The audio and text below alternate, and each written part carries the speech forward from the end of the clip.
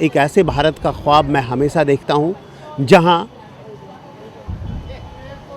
धर्म का मतलब कर्तव्य पथ पर चलना हो, जहाँ मज़हब का मतलब वतन से मोहब्बत करना हो।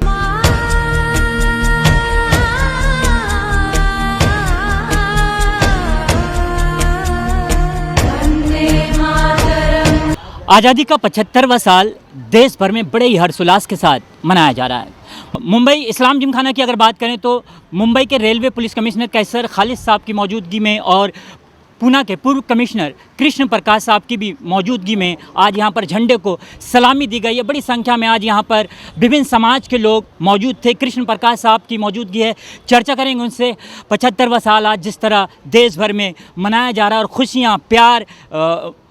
खुशियाँ प्यार एक दूसरे को लोग दे रहे हैं और जिन शहीदों ने बलिदान दिया था, देश को आज़ादी दिलाई थी अपने बलिदान देकर, उन्हें भी आज याद किया जा रहा है। क्या कहना चाहेंगे सर? जैसा कि मैंने कहा कि ये आज़ादी का अमृत महोत्सव है, 75वां वर्ष है। 75वां वर्ष समाप्त होने जा रहा है, 76वें वर्ष में हम प्रवेश कर रहे हैं। मैं ये बताना चाहूँगा कि आज़ादी का मतलब जिम्मेदारियां हैं, कर्तव्य हैं। बिना कर्तव्यों के, बिना जिम्मेदारियों के अधिकार और आज़ादी नहीं मिल सकती। आज़ादी के 75वें वर्ष में मैं ये भी बताना चाहूँगा कि केवल भौगोलिक और सियासी आज़ादी काफ़ी नहीं है।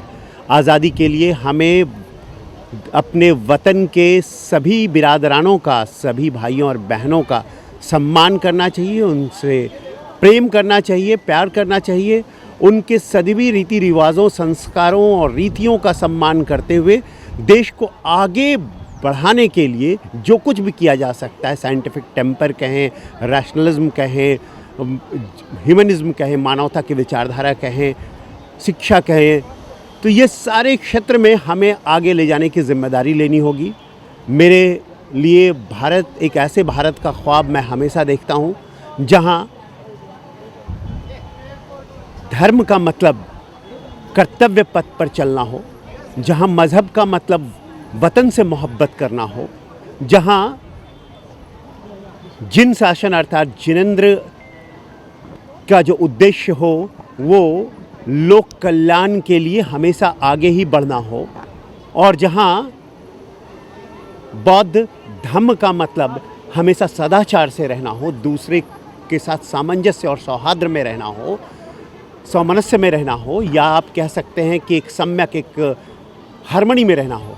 तो मैं ऐसे भारत का ख्वाब देखता हूँ और वैसा भारत, उस भारत की दिशा में हम आगे बढ़ रहे हैं, प्रगति हम कर रहे हैं, लेकिन साथ में तरक्की के साथ साथ हम में वो प्रेम भावना भी, वो जो एक दूसरे का सम्मान करने की भावना भी उतनी होनी चाहिए कि कोई भी देश वहाँ के नागरिकों से बनता है, वहाँ के भौगोलिक भूखंडों या वहाँ के राजनीतिक अधिकारों से नहीं। इसलिए वहाँ के नागरिकों को जिम्मेदार, जवाबदार बनाना ज़्यादा जरूरी है। कर्तव्य की सर बात आपने की है। कर्तव्य को अगर निभाते हुए आप वेशभूषा भी बदलते हैं और अपराधियों को जिस तरह पकड़ते हैं, अपराध जगत से उन्हें छुटकारा दिलाने के लिए, क्या कहना चाहेंगे इस पर?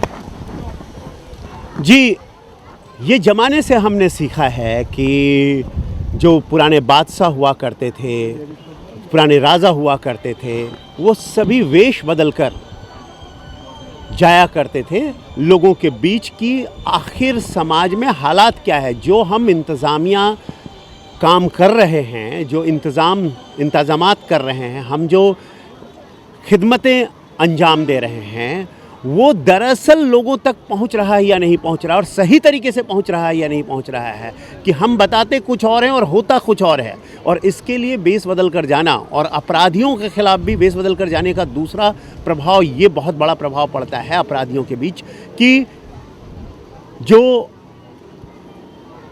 नेतृत्व करता है, रहनुमा है उस इलाके का, जैसे मैं पुलिस का रहनुमा हूँ, तो वो हमारी हर गतिविधि को जानता है और किसी भी वक्त किसी भी वेश में पहुंच सकता है। तो ये एक डेटरेंट इफेक्ट का काम करता है। बहुत बहुत शुक्रिया सर जी। तो ये संदेश मजहब नहीं सिखाता आपस में बैर रखना, हिंदी है हम वतन है, तो ये संदेश इस्लाम जिमखाना से देते हुए कृष्ण प्रकाश साहब जो हमारे साथ मौजूद थे।